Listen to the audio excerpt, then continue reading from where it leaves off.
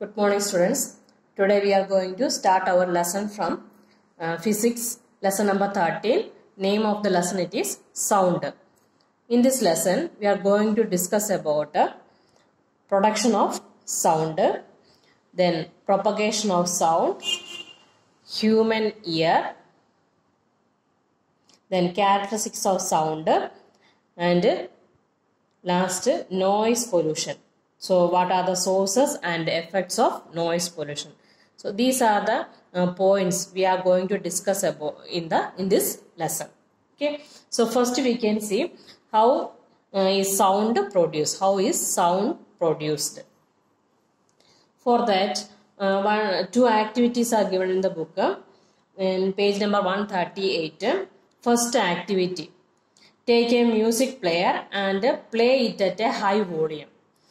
Then put your hand on the speaker and observe. When we touch on the speaker, then what you feel? So you feel the vibration in the speaker.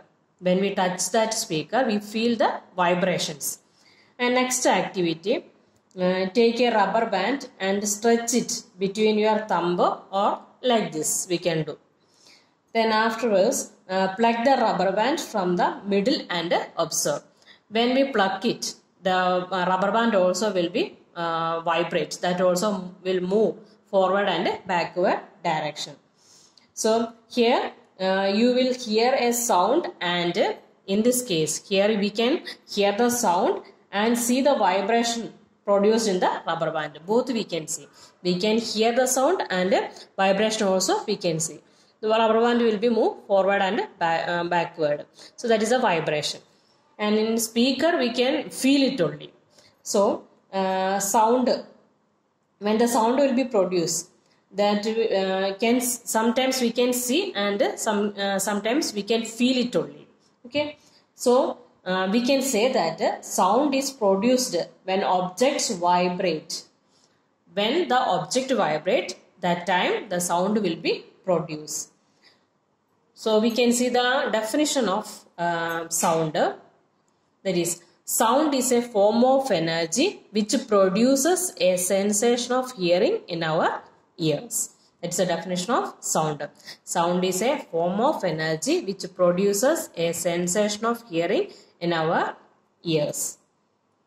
And the object that produces sound, that is called the source of sound. So here speaker will produce sound. So speaker is the source of sound.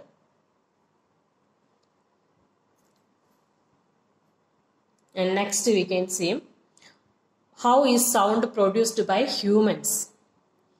So in humans, the sound is produced by the voice box or larynx. It is given here, voice box or larynx. The position of larynx, that is, it is located at the upper end of windpipe. It is the windpipe. So upper end of windpipe or trachea. Another name it is called trachea. Okay.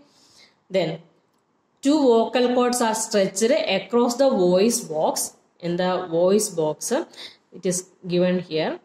It is a larynx. So two vocal cords, these are the vocal cords, that is stretched across the voice box in such a way that it leaves a narrow slit. So these vocal cords are stretched, and in between the vocal cords there is a narrow slit is there, gap in slit between them for the passage of air. So through this passage air can come up. When one speaks, the air from the lungs,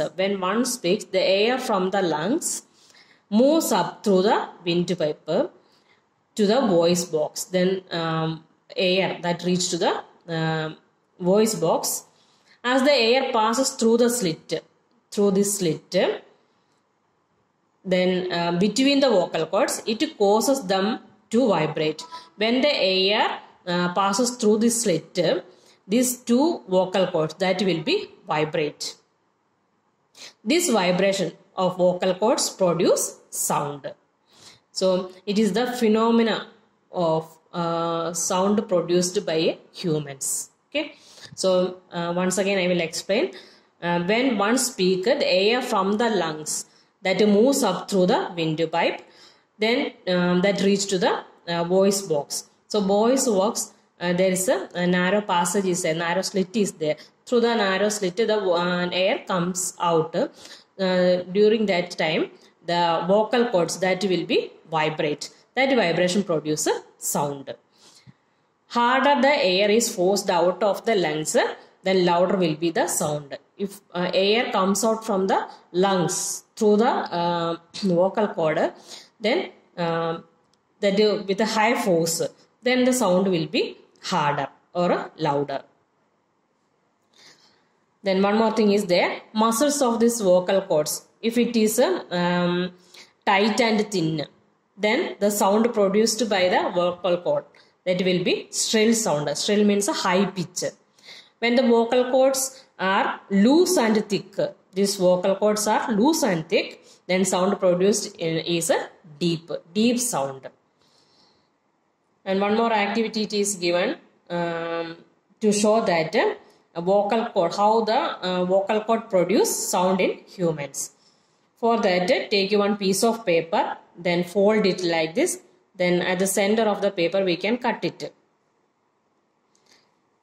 Then hold the piece of paper between your fingers and blow air through the slit in it. Like this we can hold and through the air, blow the air through this hole. Then a shrill whistle like a sound is heard from the slit. Then we can hear the sound like a whistle. We can hear the sound. As the air blows through the slit, it vibrates and produces sound. When we blow air through this slit, it will be vibrate. That will produce sound. Similarly, when air passes through the slit between the vocal cords, our vocal cords, that vocal cord will be vibrate and the sound will be produced. The same phenomena take place in our vocal cord also. Okay, to understand it, this activity is given. Page number up to 139, above how does sound travel, I have completed. After reading the portion, if you have any doubt, you may ask.